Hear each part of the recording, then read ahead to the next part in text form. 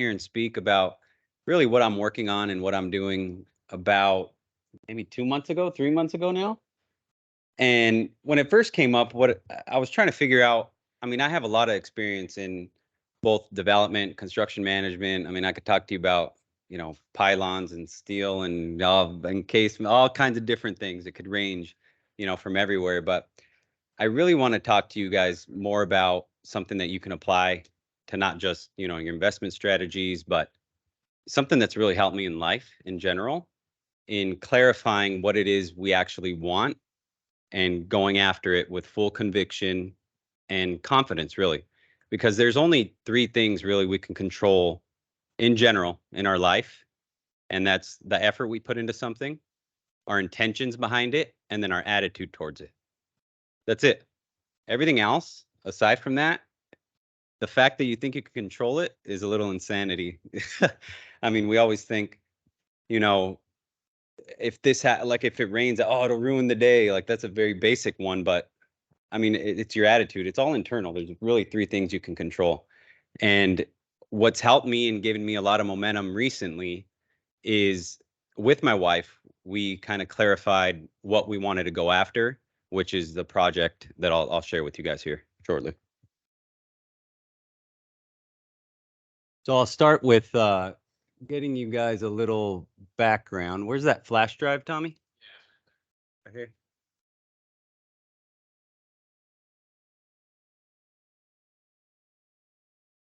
My background is I work for a big general contractor. As you can see, I lost some hair and lost some weight since I did this, but this was a big project up in Northern California, a Hyatt Centric hotel that I managed. I was a development manager on that.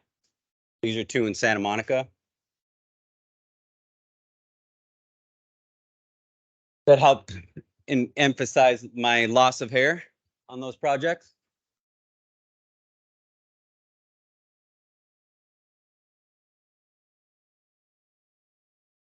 That was the lobby at the Hyatt Centric in Northern California.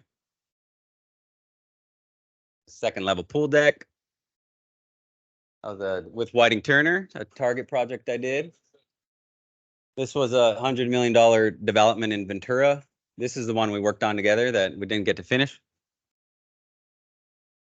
My son on that apartment project development.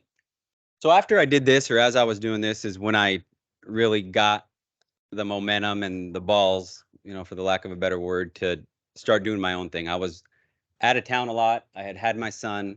I was up north maybe 4-5 days a week sometimes, flying in and trying to cram everything back in on the weekends.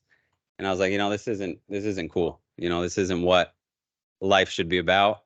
So slowly I started to put together opportunities so that I can leave this company and start my own development. I started first with some land subdivision out in the high desert out here. We got 5 acres. We subdivided it into 18 lots. And I quickly learned the power of really magically making money through the development process. I mean, you can get, let's just say, a $200,000 lot. And once you get through in the entitlements and subdivide it, I mean, you can have a $60,000, $70,000, $80,000 lot times 16. So that was great to go through. There wasn't a heart behind that, though. It was kind of just like a paperwork processing type thing I was doing. Currently, since I did leave that company, I also consult for some relationships I made in the hotel development industry. So I am an owner rep for right now. I'm doing and I'll show you guys. It's it's a $6 million remodel in Sedona, Arizona.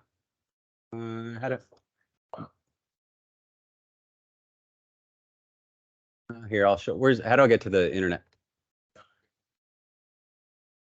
This guy? Fancy.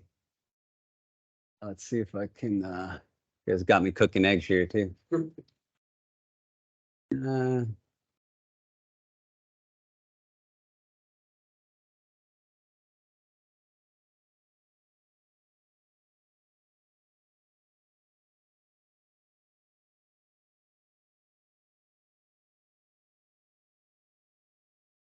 So it's a complete rebrand out in Sedona. They it was a Best Western previously. It's called the Skyrock. You guys could check it out if you haven't been to Sedona. It's gorgeous out there. Um, it's complete gut job and rebrand to Tribute by Marriott. And so I still do projects like this where I'm essentially the owner rep. I'm managing, managing and hiring the general contractors, dealing with the interior designers, dealing with cities, and just seeing the project through completion. With my experience, I got really good at getting everybody in the same room and getting everybody on the same page. The a big failure in a lot of projects is a lack of communication. So you have to force it. Um, and to force it, you just have to make it habit, even if you don't have much to update on in a week. Just get everybody in the habit of getting in that meeting room and forcing those conversations. They can't really say that that person next to them is, point the finger. It's harder to say it in person and or on Zoom now, which is great. So I do work on projects like these. I'm going to start working on another one in Tampa, Florida. It's a Residence Inn rebrand. But about a year ago, my wife and I, there were some, when somebody passes away in your life and or an event happens or COVID happens or something kind of shocks your norm, it forces reflection, right? Like it forces you to analyze, what you're doing, what your purpose is, and what you want to do with the rest of your life. Because it's great to go after, you know, something always and have a direction. But at the end of the day, we leave with nothing but the impact we have on people, the love we've left with somebody, and we all want to be working on something that has a purpose behind it. So my wife and I and my son and daughter now, she's 2, my son's 6, we went out to Joshua Tree and we stayed in a house with all these boulders. It was just very simple. It was like 2 bedrooms, probably 1,000 square feet. And we had a great time. And we were out there for like 2 days. It was just a quick trip. And we're like, we should have one of these one day. And so that kind of like sat with me and we came back and we're like, all right, what are we going to go after? Like, we had an event happen in our life and like, what are we doing? Like, what do we want to work on? And so we started building a vision on what we wanted. And we're like, you know what? Let's build a house like the one that, we stayed at the other day because we said we want it. Why don't we just go get it? Like I have the experience in it. My wife's always had an, aspiration to be like an interior designer. She likes design. I'm like, let's just build this thing together, as a family. Let's involve our kids. Let's, get them to help us pick out materials. And so I prayed about it and you know, um, things just started to happen. I got a call from a guy I knew out in Yucca Valley, and he had known this guy that had started some plans, and he had a gorgeous lot on 2.5 acres. And, things started kind of rolling in. So I'm like, all right, well, I said I wanted to do this, so I better, I better step up and start taking action towards it. And we quickly decided that that's what we wanted to do. And it was clear as day. Like there wasn't like, oh, maybe we should do it. Maybe we should dabble. Maybe not. It's like, okay, no, we're doing this. And it was clear. Like that was our objective. And until we had a clear objective, we could have been, I could have been dabbling in tons of different, I mean, there's so many options in real estate. I could have subdivided land. I could have sent mailers and got, huge parcels out in scarce areas. I could have, we could do multifamily. We could do that. There's just so many options. And I've tried, I mean, I looked into industrial land for solar panels. I even got into like, and I've always been a little forward thinking and got into like Bitcoin mining with solar panels and different forms of energy. And we could do everything. So it felt really good to find that like calmness and peace and clarity so that we could go after what we were going to do. And that's what we did. And so, things started kind of falling into place, one thing after another. And if you guys follow me on Instagram, do show a lot of updates here frequently. I'll share with you guys. Oh, that's my wife right there. Our renderings for a house. So I ended up going after that deal that this guy brought me. It's on 2.5 acres. The house was pretty much designed. We made a few tweaks, but we didn't want to change too much because I wanted to hit it hard and go quick. It was designed as structurally insulated panels. I've never done it. It's, believe it or not, it's been around for 50 plus years. They call them SIPs. Oh yeah.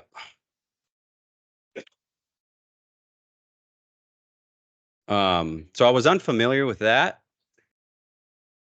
That's all right. So we kind of stuck. So we went with the SIP panels. It was really cool, honestly. It's like a Lego erector set. I don't know why more people don't use them, especially in harsh kind of weather areas.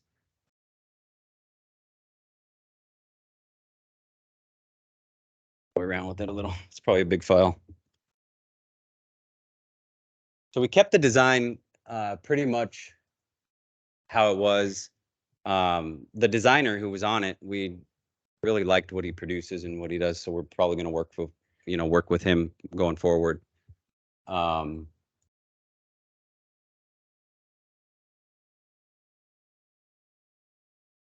We moved so fast that we closed on the land.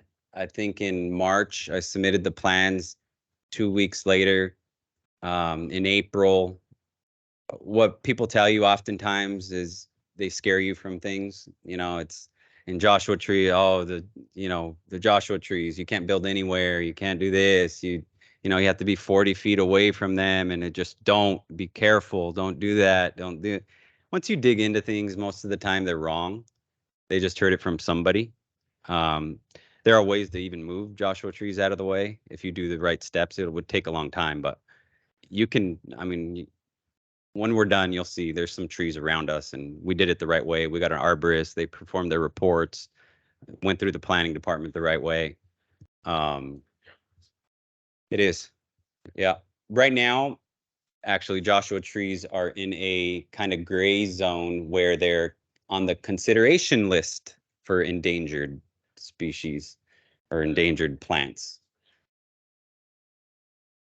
So that, if you take it way back, it's always like a conspiracy thing, right? So way back when, people were moving all out there and they had all this land, but then the government wanted to jump into solar, and then they had to figure out a way to get that land from people who own this land out there. And they're like, oh, what about these trees? It's a big old conspiracy too. If you follow the money, usually you'll find out the truth of a lot of things or as to why, and what happened to all those turtles that were once a big issue out there too. They're probably fine. But anyway, so with my experience, like we had these plans. I connected with some interior designers I know, some guys who do awesome renderings. You guys will see as I kind of flash through this. So we're going to be building it's close to 1,200 square feet. It's really 2 master suites. I'm trying to learn how to navigate your computer here a little better. So you could see the kind of outside design.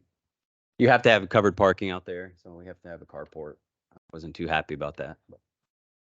So you'll walk into the main living area. You have these 2 master bedrooms, essentially. They have access to the back and to the front. We're going to put some tubs out here. I'm marking things up and adding a shower out here. I want to do a sauna and a cold plunge on one of each of these. We're working through where I'm going to have a whole barbecue area out here. So really, it's just building this, great retreat that I would want to go to. That's what we wanted to build, and that's what we're building, and it makes our vision clear when we just set the parameter of let's build a place that I want to go to, not what you want to go to. Unfortunately, because you could get steered in so many directions, right? Like you could think of an older couple and change things up, like, oh, they won't be able to do that. Or you could think of, oh, what about the kids? If this family brings, tons of kids, like, no, what do I want? Like, what would I come back to? I would go back to that house that we went to in Joshua Tree. Like, okay, so let's build that. So we've been keeping that kind of in the front of our mind, as we're making decisions, because there's tons of decisions to make. I mean, we've been having so much fun going to vendors, and here, I'll show you guys, and getting super granular with the whole process of everything. I mean, since I've been going back and forth from Sedona, I went to Western Metals. They do a lot of custom metal products, and I went to their factory and seeing what materials are out there. We looked at any and all types of window sliding systems. Um, had a big debate between bifold and stackable sliding doors in the back. You hear, and we'll see. I'll let you guys can follow along and get updates on it. But bifold are so challenging to use, and they break a lot. But like that's our design, and I'll show you guys here.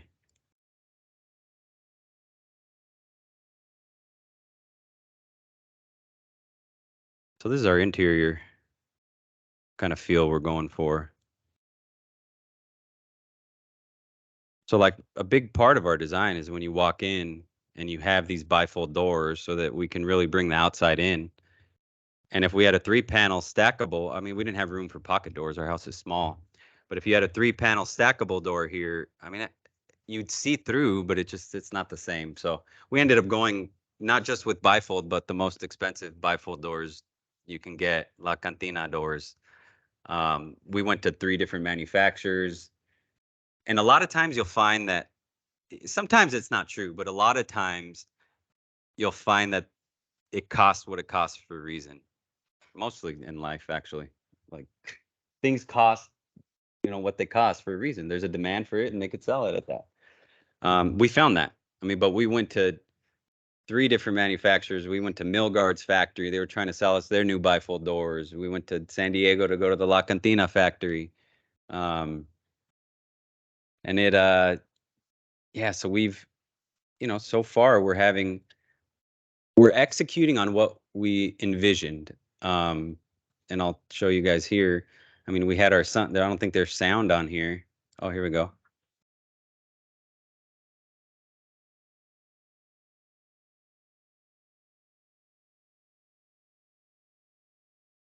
But like, we're involving everybody.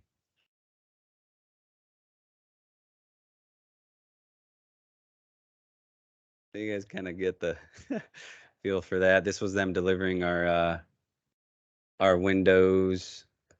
Um,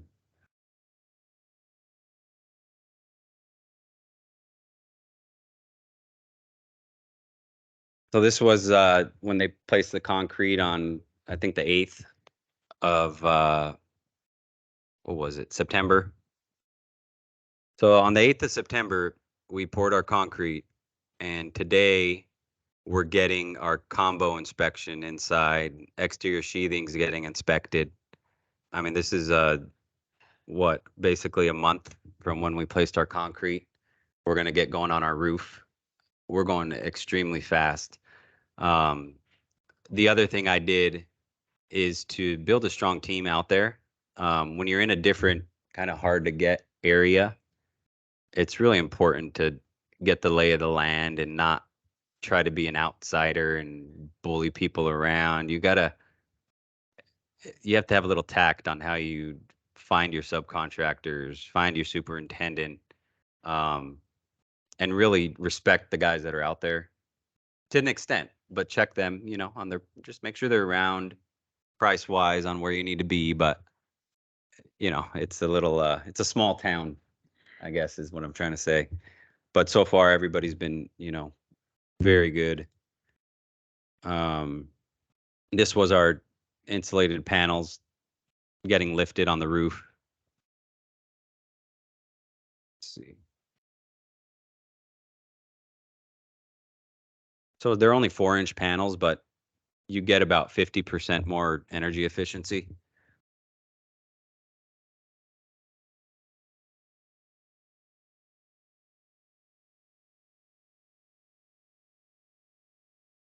Let's see what else I got here.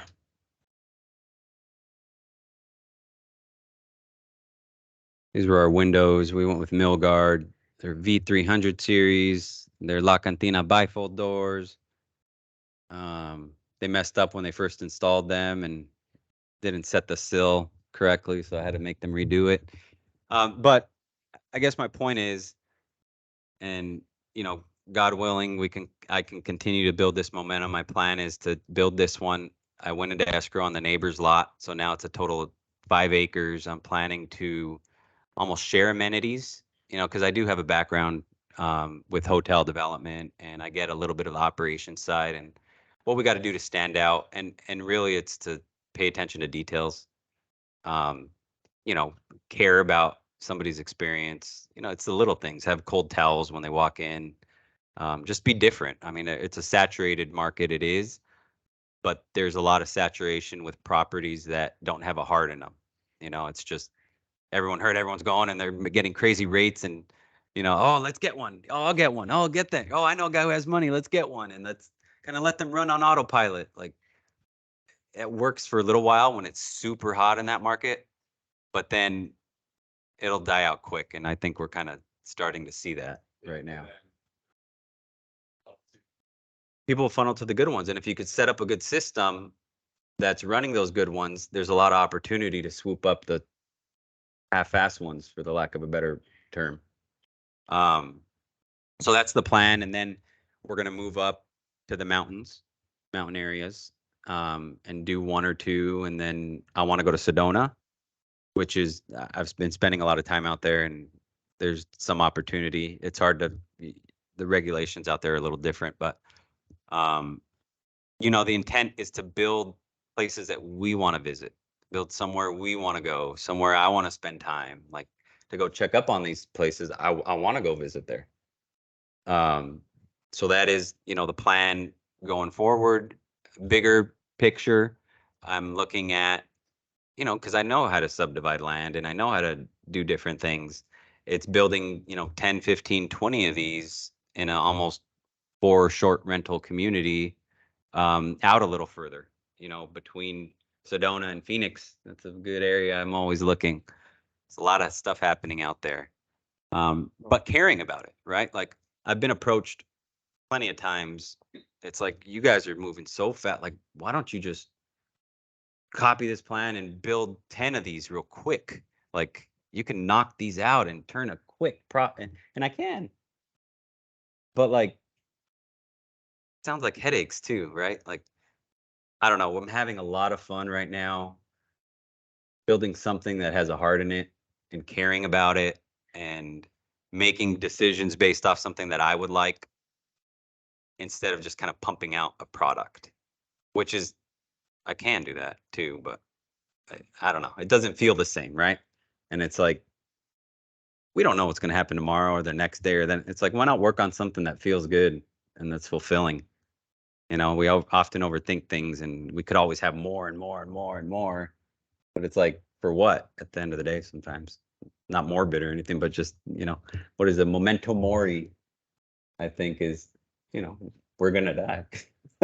So it's like, takes a lot of internal reflection, I think, so that we can all find our purpose, right? Like, it's a very, I guess, catchy, Instagrammable term, like, find your purpose.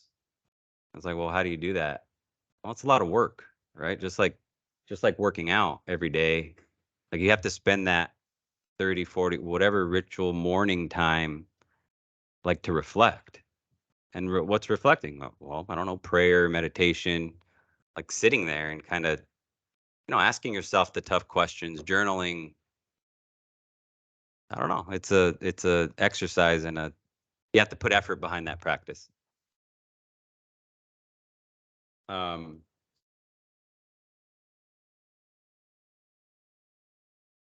so I am on septic and I am on propane. and we have power, and we have water. So the propane tank, you lease it from the propane company. Correct, and they'll fill it. Yeah. Yeah, and it's about the same cost of gas. Yeah. When you kind of run it through. Yeah, we're doing one for a big project. Yeah. It's around the same, Yeah. maybe a little bit more, but it's not too bad. And then we have Edison out there for power. The water company was great, super quick. Panels on this one? We will do solar panels, yeah. Yeah. Yep. That's Yeah, California, and fire sprinklers, actually, California. Yeah. Any new build has to have fire sprinklers. They threw that one in there, so. What was your permit cost on this? It was about, in total, 15 grand with all fees and school and everything. Yeah. It wasn't horrible. And it was not cheap, but Yeah. we'll probably end up around 450 construction costs total, everything, fees, everything. But again, that's because I want to build a place that I want to go visit. Like I could spend 250 and a half-ass it, and you know, and it's a different approach, right? Like, and then that also translates to sales. Like I know I have the best vacation rental. Like look at the quality. Like you get the experience you guys are going to get is like I know I didn't buy the cheap thing, you know. But to note on that, that's another thing is if you guys are building ever or doing anything, my rule of thumb is if you can touch it, you should spend the money on it. Like a light fixture up there nowadays, you can get some nice, cool, modern light fixtures for $300. You don't need to buy the $3,000 one. Like it'll look good, but you can't. Like the person can't touch to feel how cheap it is. You know, but like door handle, like you can touch things. Like you kind of know. Like I know. If I touch a faucet and it's like rattly and like, you know, light. A lot of times I know. It's like if you could feel it and touch it, you know, like you should kind of invest in it, feel the quality. So, I do. so when the lender ran their numbers as far as value, what did they come up to? 900. 900? Mhm. Really? That was what I got appraised at. Yeah. Oh, crap. There's a house right around the corner that sold for 1.2 like 2 years ago. The neighbor behind me, I don't even know what he's going to list that thing at, but he did not like skimp at all. Like he built something that should be in Santa Monica on a hill. Like I was happy about it. I don't know if he's a little nervous about it, but it's beautiful. So and it's all dirt. Half a mile. Half a mile. Then it gets a little paved, but it's out. I mean, I have boulders in the background. Like, let's see if I have any good drone shots. I take the drone out there and practice. Oh, that was in Arizona. Kind of like it there too. Let's see. The other thing is we haven't had a dull day out on site. I mean, there's always something. So you could see all the rocks, the beautiful views. I mean, it's a gorgeous area. Quiet. I mean, we're on 2.5 acres, and you can hear a pin drop. You know, it's like beautiful.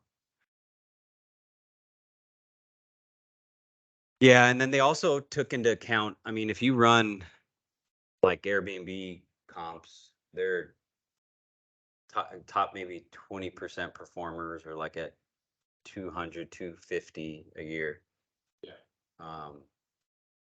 We're gonna hit 300 is my target, but And so you did your Yeah. analysis. Yeah.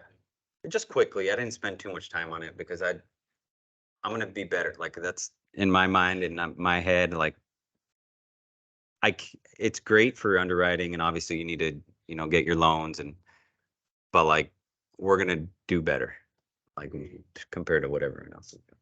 And there's more ways, like for an Airbnb, right? A lot of people just run and throw these things on a listing and think they're gonna just magically sell. Like your house has to have an identity, right? Like you have to brand it, like you have to market it. Like I have to come to things like this and say, hey guys, you guys want to go rent my place? Like, you know what I mean? Like you gotta like like sell it, right? A little bit. And I don't think a lot of a lot of the numbers are misleading because half of the people don't do that. They think, oh, let's get it and stick it up on Airbnb and it'll sell itself. This thing's great because that's what they got pitched when they got their investor to, you know. So So,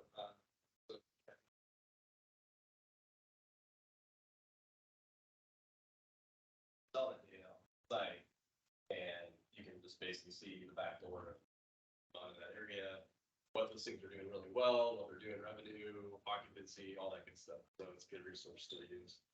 So going back to when you acquired the lot, I know you said you kind of got a call.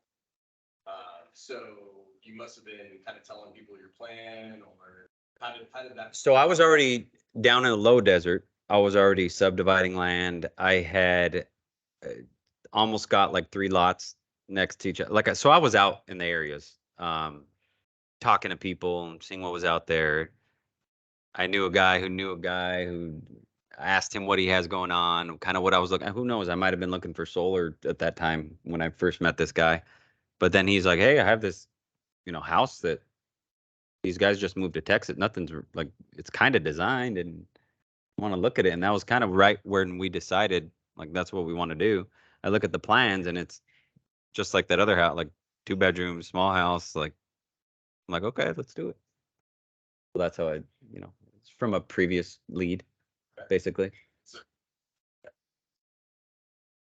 So I kept with that same designer. I talked to him. He's in Texas now.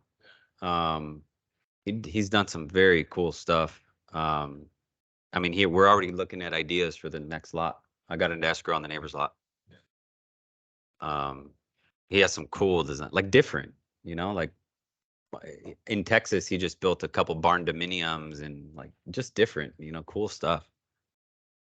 So Yeah, no, it's it's because we're out there, people looking, digging, talking to people. But I feel like a lot of people will do a couple things and then they expect like results, like or something to come about pretty quickly. well, you can, and you can also do a lot of talking and like constantly just talking about stuff until you like narrow down what you're actually going to go do. You won't do it, right? Like if I didn't know or clarify that, okay, this is what we're going to build and this is what we're going to do, that deal could have came to me and I could have just said, okay, cool, that would be cool, and just kind of let it go. But since I was, had some more conviction in what I was going after, you know, that presented itself, and I knew that's what I wanted. Like I'm sure I've had other times where it was a good deal, but it wasn't what I was looking for. So I just said, okay, cool. Like, let me shelf it. So it's almost like doing less in a way when it's a more powerful position when you're clear on what you're doing, and then nothing can stop you, honestly. Like you shouldn't be, because you know what you're doing, regardless of the external circumstances on what happens or what someone says. Or I mean, I've probably heard and let it go, but oh, you shouldn't do that because of blah blah. But it's like, no, this is what I'm going to do. Like, I already made up my mind. Like, because we can start making good progress, and then we're like drifters sometimes, right? That's like the devil getting in you, and you start drifting to the next thing, or listening to, you know, what Mark said because he heard from his great uncle that having an apartment is a bad idea. Having an apartment complex because the pipes leak. You don't want calls at night. Like, oh, I heard that. Like, so you're like, oh, maybe you're right. Let me go to the next thing.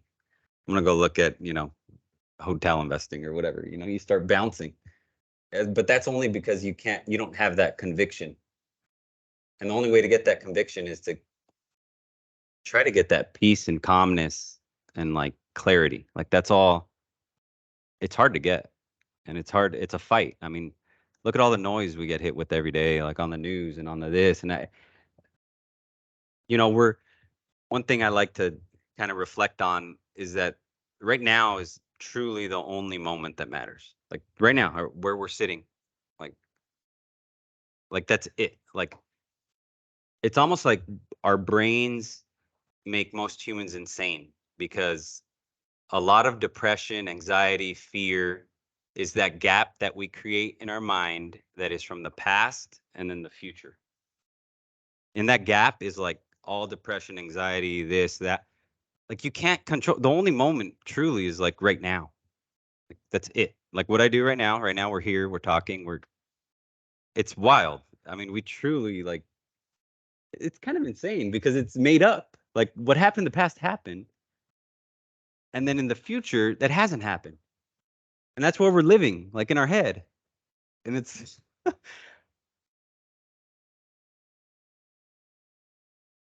yeah, so it's like there could be a million outcomes that probably won't even happen. Right. So when I say like it's doing less, it's fighting for that peace and that clarity, that tranquility, and then having convicted action on what you're doing. And that's like power. Like you can't be stopped, honestly. Like, but it's a fight to get it. It's just like working out every morning. It's like you have to fight for that peace every single morning because if you wake up late, you're hit hard. Like we get hit with, I don't know what the stat is, 10,000 plus, probably way more advertisements every day. You know, we're in that trap of the past and the future. We're here. So whatever like focus we have left is getting hit at us from social media too. Like you get hit with everything. You say a word and everything's coming at you, and it's like a noisy, over informative world that's like fighting for that little bit of a like focus that you have. So you have to like wake up armed, like, no, this is what I'm doing. Everyone else back off and let's go do it. And that's why we've been able to make such quick progress. And that's why I'm confident in what we're doing. And that's what I hope, you know, you guys can reflect on and do because it feels good too. Like like I said earlier, there are three things you can focus on, right? Like it's your intentions, your effort, and your attitude. If you gave it your all, you know, you had good intentions and you tried your best, and then your attitude, regardless of what happened, like you're gonna sleep good at night. And it's like applying that to everything, including investments, real estate, any type of investment. I don't know, it's a good feels like a good way to live, you know, the time we have here. So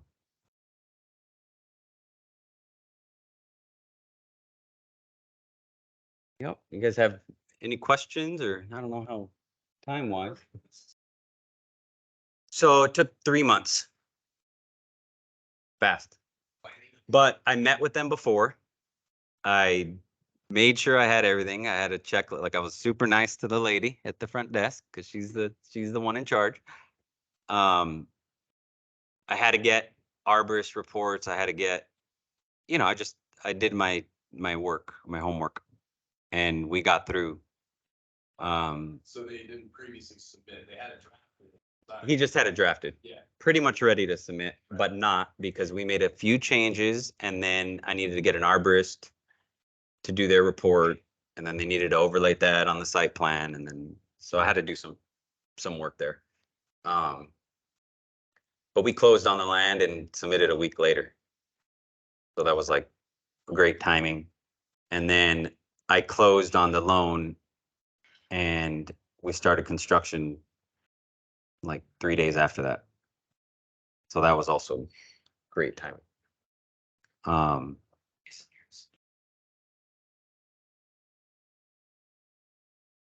Something that you think that there's one thing to focus on that can improve how the project flows from beginning to end?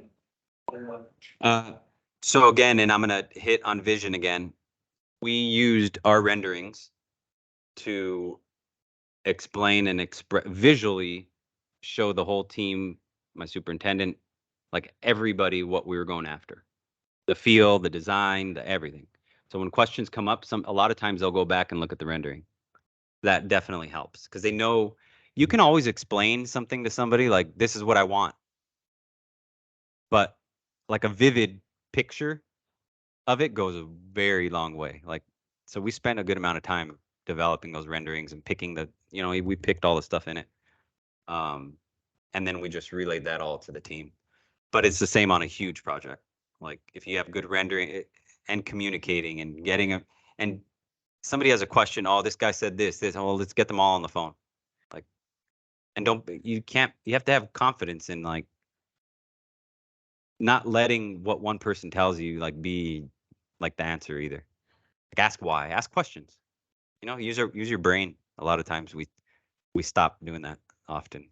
Like logic. Like for example, and unfortunately I was really excited about let's see. I liked my exposed ductwork here, by the way.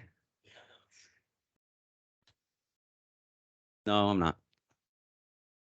I just thought it was cool. Like we're going pretty modern, like we'll call it organic modern. We're gonna bring in, you know, a lot of woods. We have wood ceilings. I liked my kind of cool industrial look right there.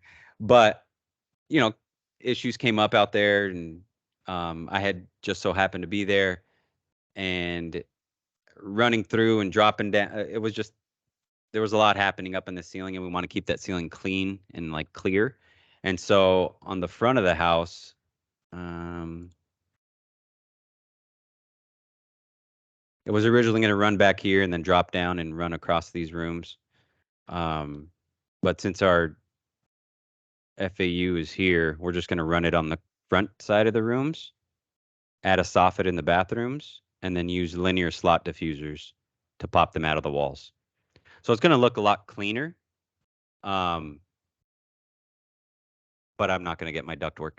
And I guess my point was that I want these super clean looking linear slot diffusers that are like, you know, nice and fresh and modern. And the HVAC guy was saying he tried to call his supplier, and since the house wasn't technically designed by a mechanical engineer, that the supplier can't provide them, so we're going to have to go with regular grill. I was like, well, we weren't going to do that in the first place. So that's a thing. Actually, coming from big, huge $50 million projects and coming down to building a house, you don't have to have engineered like HVAC plans, which was weird to me and a little odd. Plumbing too. Like we didn't even have to have plumbing. And I'm like, but where's my plan to look? You know, I was a little thrown off. But so I just, again, using logic, I said, well, what CFMs per room were you designing the house for? Like, oh, we're trying to get 200 in each room. We're trying to get, you know, 800 in the main area. I'm like, okay, well, let me look up on Google, linearslotdiffusers.com. They have these cool, sleek, modern looking slot diffusers. It tells the CFMs they provide. I'm like, well, if we provide the same amount of CFMs in this room that you were going to provide, like, what's the issue? Well, because the manufacturer, I can't advise on that. I'm like, but this doesn't make sense. Like, let's use our head. Like, it wasn't designed in the first place. What were you gonna do? Like, what were you gonna do with the ductwork running in the back per the design? Well, I was gonna provide CFM. Well, these slot diffusers provide these CFM. Like, I didn't need to argue anymore. I'm like, I just explained to him what to use, but things like that, like using like a little logic. Like now it's confusing if you don't know what CFMs are, but it's also fun learning a little bit. You don't need to know too much. But just like not saying, oh, okay, you know, okay, do what you're gonna do. It's like kind of question, not in a rude way at all. Like, you know, you're the expert, bud, but kind of confused on, you know, what you're trying to say.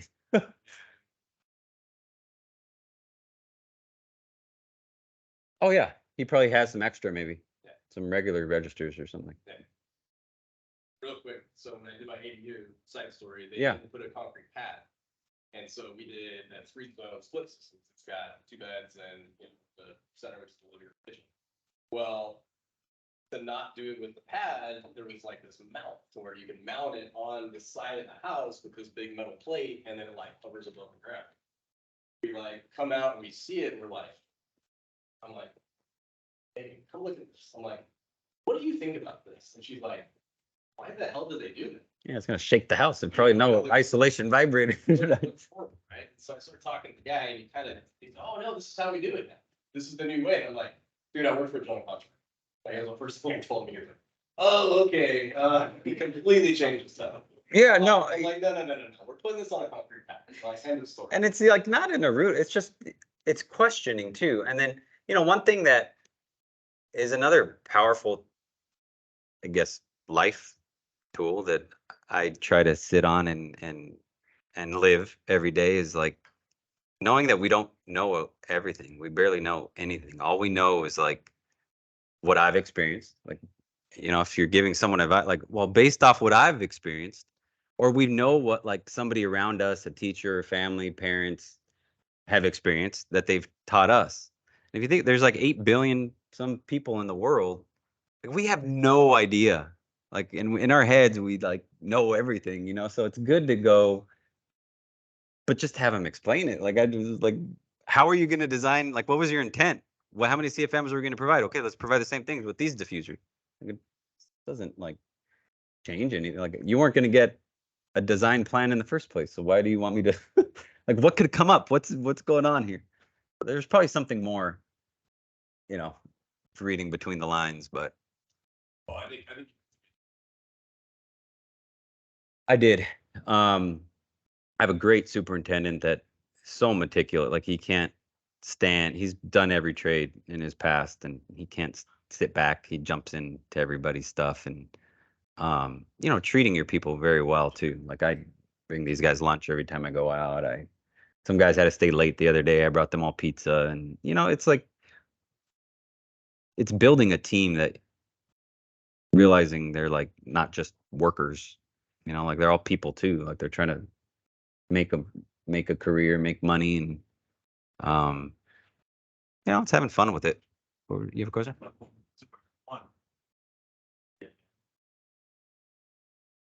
one. Cubic feet per minute. It's how they measure like airflow in a space.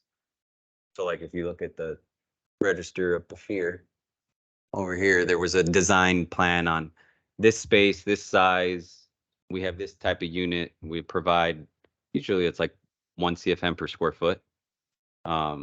Anyway, airflow. Yeah, air conditioning.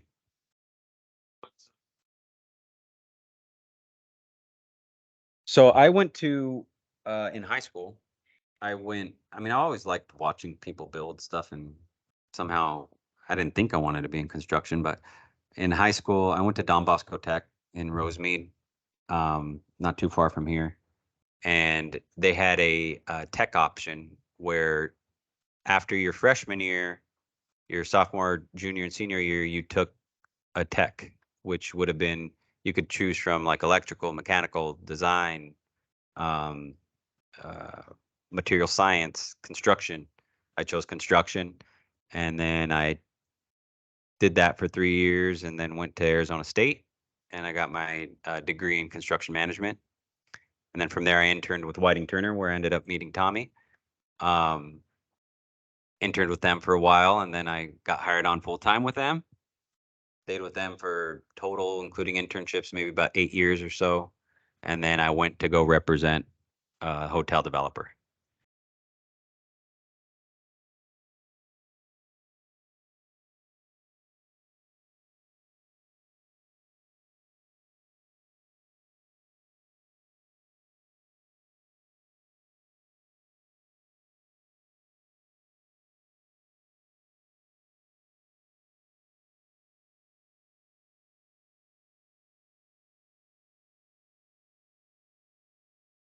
Yeah.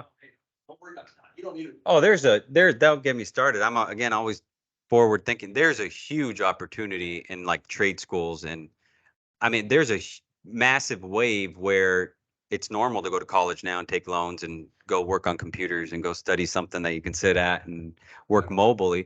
But Crazy.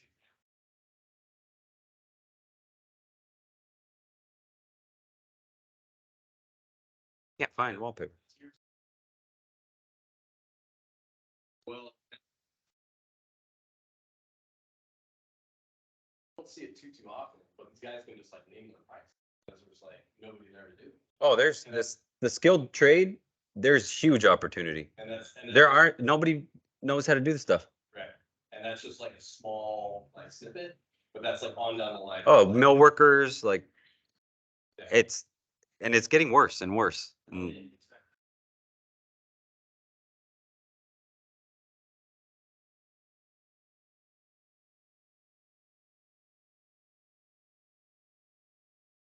Mm-hmm. Mm-hmm. So yeah, it starts with writers and yeah. Yeah, but in the last what 20 years, it's been the swing to you go to school and you learn computers or you learn how to do something remote. Like it wasn't like cool or successful or sexy to go work as a mechanic because that's what your family does. And so who's going to do that stuff? Like we have all these buildings, like where the plumbers at? Nobody knows how to do it. So that's in like as a subcontractor, like there's a lot of gonna boom because the demand is gonna be so high and there's not gonna be any supply of nobody. So Yeah.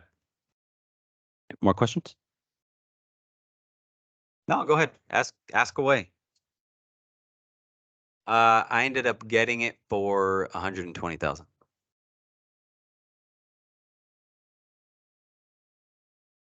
Yeah.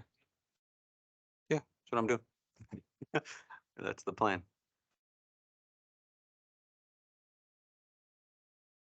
Uh, Structurally insulated panels. So if you look them up, yeah. Oh, it's been around, and I was surprised to find out for like 50 years. Yeah. So they're so the panels themselves. I can't pull up the shop drawings, but they're like 4 inches, and it has this like compressed insulation foam sandwiched in between them, and then they come out in different sizes. If you saw the crane kind of lifting them, and then you have to, there's ways to install them. You have your sill plate on the bottom, and then you just like no, they're for the whole building. I mean, there's electrical chase. Well, the way my designer, like he's done them before, and that's why through his design he tries to keep everything outside, or he tries to keep everything out of the exterior walls. And so you're sharing and running, and you could see like all our interior walls are where all our utilities are going through. I mean, there's some areas, but there's ways to notch through them, and they have some. Uh, you do so you can make holes per whatever parameters they allow you. Or beforehand, you can get a little, more detailed with your design if you have to go through, and you can put chases like in the shop drawings. So in the shop, when they send them out, they'll have their chases through them. If you coordinate all that. So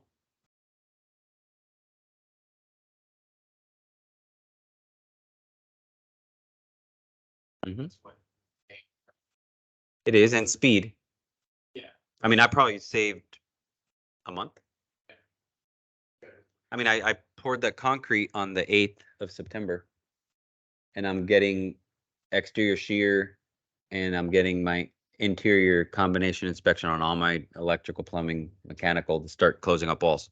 And it's been a month.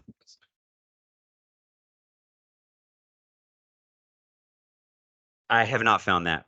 No, no. I mean, there might be worth a Google search.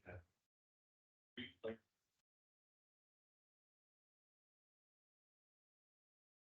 I'll have to I'm gonna check on AirDNA to kind of see what they're going for. The season, it's a good season out there right now. I don't know, they're probably making $500-600 a night on top, some of the top listings. But we're gonna make like 7 because we're gonna brand it, market it, get some good influencers out there.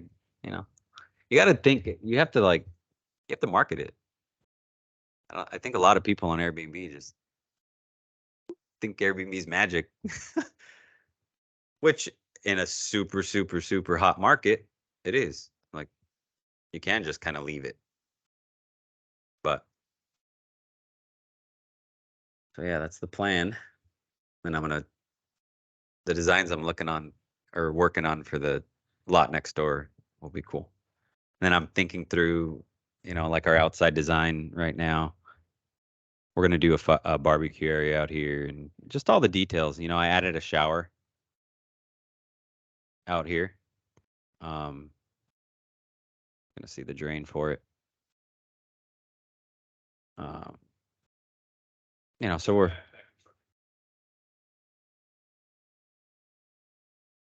yep. I'm like between, I could stay at like 4 if I leave everything, but I'm probably not. Probably gonna do extra flat. Like, I don't know. Like, I want a cold plunge and a sauna. That'll take me above the thing. But that's what I want if I'm going to stay at a place. Like, you know, I'm trying to stick to the guns on what do you like? What do I want? Like, what place would I want to go to? Because odds are I'd want to go back. And the odds are there's people that would want to go to it. A lot of times we overthink things. Thank you. Yeah, no, that's the goal. It's nice out there too. I mean, it's in Yucca Valley. But it's at 4,000 elevation. So it's not like the temperature down in the lower desert. Like, it's actually pretty cool, like, for the most part. 4,000 is pretty high. You get your designer from time. Made him your designer. He's a builder also, or he was a builder. And so oftentimes, and I've experienced this plenty in building big $50 million projects, Tommy's experienced this, but designers have a great idea, but they don't understand how to get it done or the cost to get it done. He's a great designer because he's a builder, and he knows how to build and design. So, like, he designs it efficiently, and he keeps on how am I going to build this thing kind of in mind. No, not at all. No, and I mean, you know, you walk in,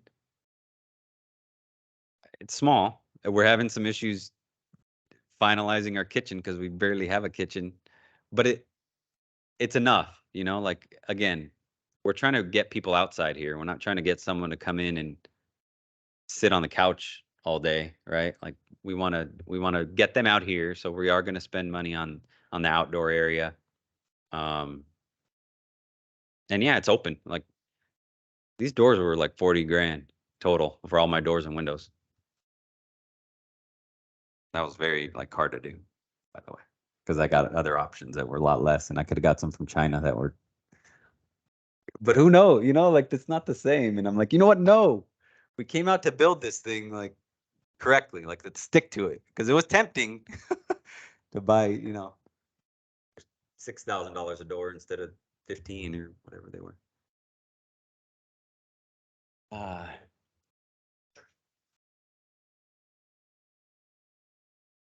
So I ended up getting around 11%.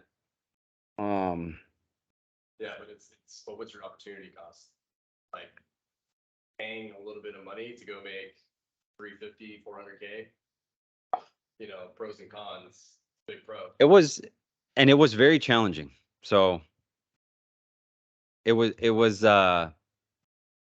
so when I left the hotel developer, I got my GC license.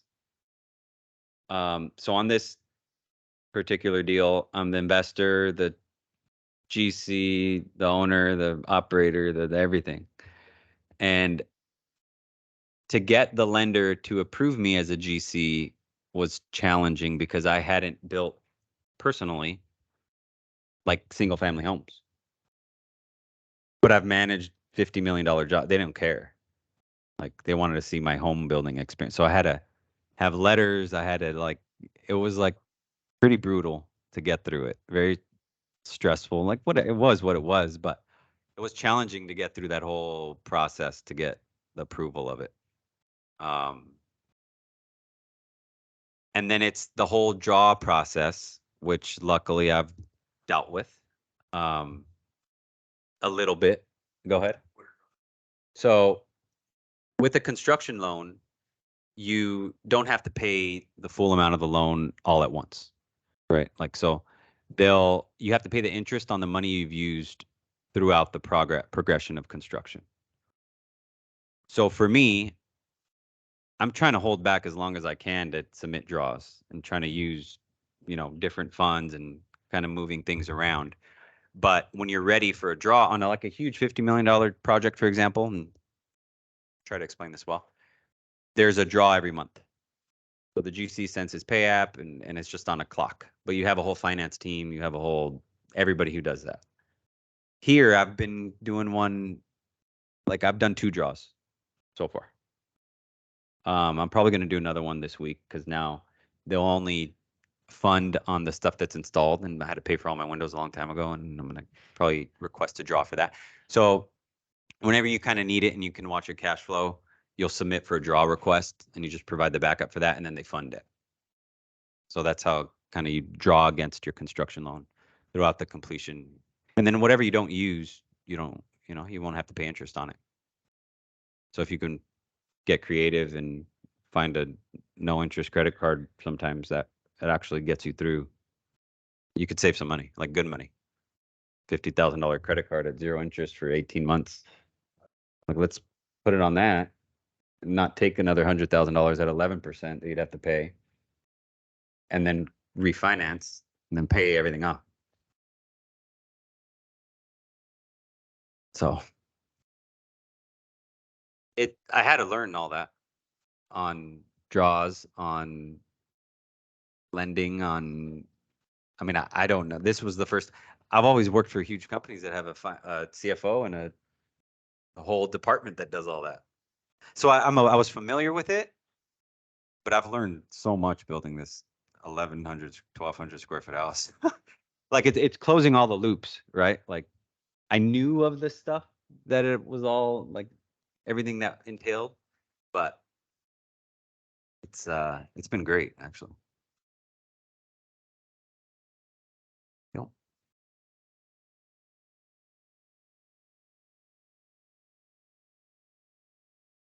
Yeah. Yeah. Follow my Instagram, guys. I'll update you guys on the whole project. I'm always on there. Not It's actually a lot of work and frustrating sometimes, but it helps because, it keeps people updated on things. I'm gonna turn the mic off and I'm trying to get it done by the end of the year. My wife's birthday is on the 22nd of December, and we're trying to have a little like gathering there. That's fast. So that's like my big aggressive goal. I would say conservatively end of January, late end of February. We'll see. We're going. Got our roofers, drywallers, everybody's ready to rock and roll. I'm pricing out all my roof. We're gonna do a standing seam metal roof. I'm pricing it out right now, but it's like every detail, right? Like my wife's been shopping for appliances for the last week. We keep changing and redesigning, and she knows everything about, French door refrigerators, capacities, sizes, standards. Like it's fun. We've been having fun doing it. Um, but yeah.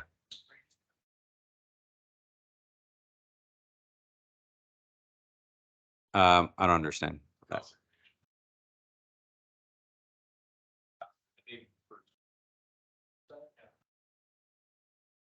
Yeah, so basically, yeah, you can do it for 27.5 years. Or there's certain items where you can appreciate a lot faster and accelerate your tax savings for, Because we can do multiple projects, two things in on this one. That's a good point.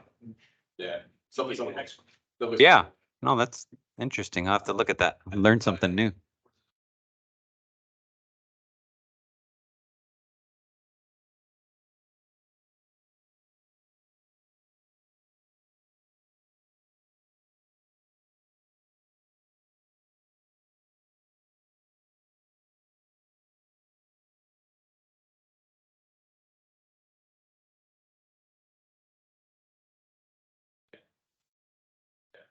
Yeah, Reynolds. You get rented out at least one day this year. All right. What's your availability in December? Might not be done, but. Thanks a lot, Dave. No, absolutely. My pleasure, guys. I'm just trying to live life. Right? We all are. Like, I mean, you guys, each of us has like this like greatness in us that we let so much interfere, right? Like, so much noise. The world's very, very noisy. Very noisy. Not no pun intended how noisy it is out there, but it's like it's not even fair. Like how they get our attention. Like can't even think. Like we're so like, and this was a lot of behind why we're building this too. It's like if you and I always take myself there, but like the airplane view of things, and I could just visualize like people, not necessarily you guys, but it's like everyone's all tangled and their mind is like just stuck. You can tell like people are mean and like you can just see it. Like it's like sad to watch. And it's like if you could just rise above that and like there's calmness, like there's a tranquility and calmness that everybody can tap into that we don't, because you get stuck and it's not even our fault, their fault. Like you just get stuck in it and it's like craziness. And like imagine if you died tomorrow or the next day, like of all that stuff that you let take away like your moment in presence, like it wasn't even worth it. Like and that's my wife and I had this conversation too when we were trying to clarify what we were going after. It's like, yeah, it's a little scary to go get construction loan, to go do this on my own, to go, be the investor, be everything on it. But it's also really scary if I'm 100 years old, dying and saying I always wanted to do that, right? Like, what's worse, actually? I think the latter is that, I'm laying there and I'm like, shit, what did I do? Like I never did anything because I was scared. I don't know. That's freaking scary. Yeah, one thing I've always kind of said more recently, like boiling things down is, I'll tell people, any of my friends that are kind of struggling, it's like, hey man, look, it's all short-term gratification and long-term gratification. That's the whole formula, right? Like anything you think about, it all comes down to that. The more you can focus on long-term gratification and push away the short-term gratification, you're going to be golden, because most people really struggle to do that, right? It takes training, right? It takes waking up every day and being very conscious of it and pushing it to the side. Talking about the world being noisy, right? Every day at 8 o'clock, my phone goes black and white because these candy colors in the iPhones excite our brains, and that's why we want to go to it. And that's why notifications on Facebook are red, right? It attracts you. Those colors in there, like little dopamine thing. So at the end of the day, I have this black and white programs being fought all the time. Turn it off, certain times. So that way I just don't focus on stuff, So Yeah, no, so like that's not my way. I'll kind of yeah. It's like the fight of like trying to get out of that. And it's a daily thing. Yep. And then what's even wilder, and I think, I don't know, not for everybody, but like we're not even our thoughts or our emotions. Like we're this like bigger spirit. And the thoughts that come in our head, like 90% of them are repetitive. So it's like we think so much. 90% of our thoughts are literally repetitive. Like it's like we need to stop thinking so much, and it's like, and then we're not even these thoughts. Like that's not who we are.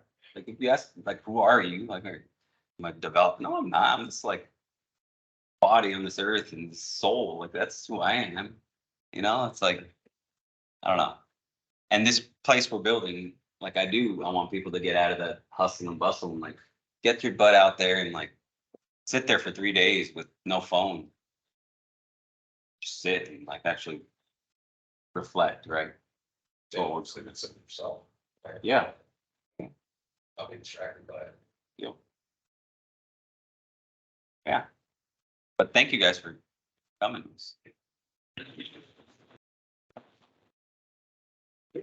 Thanks, Dave. I'm gonna kill the recording. Yep. One thing, real quick, I just want to share with you guys this infographic popped up and decided to save it. So I've been kind of on a little passion project of my own. It's kind of macroeconomic stuff. And so this is really cool because this goes back and looks at the Roman Empire and how they devalued their currency, right? This is how this has happened time and time again with different countries and governments. And, it's obviously our government has gone from, billions of simulation out of the 2008 financial crisis to now we're doing trillions, right? So history kind of repeats, I like going back and looking at things because you can learn a lot from what has happened in the past. But it's pretty interesting to see that they devalued it over time through these three leaders. And then, where it was down to 5% silver, their currency of Rome. And then this is basically when they lost their, superpower status. No one was really going up to their army and was really fighting for the country. And it all kind of just, everything was unraveling, right? So kind of interesting. I mean, obviously you want to be aware that this force with inflation is against you. And that's why we want to look at different assets, especially since we're off the gold standard, right? That's stopped in 1970. And ever since then, that's when people have really, the wealth gap has gotten really wide. Because now instead of saving your money as an asset, it's a liability. So it's good to know these things. A lot of people don't even understand that paper money works this way, right? So, but cool little graphic from a snapshot of history. Yeah, did a read reference. Yeah.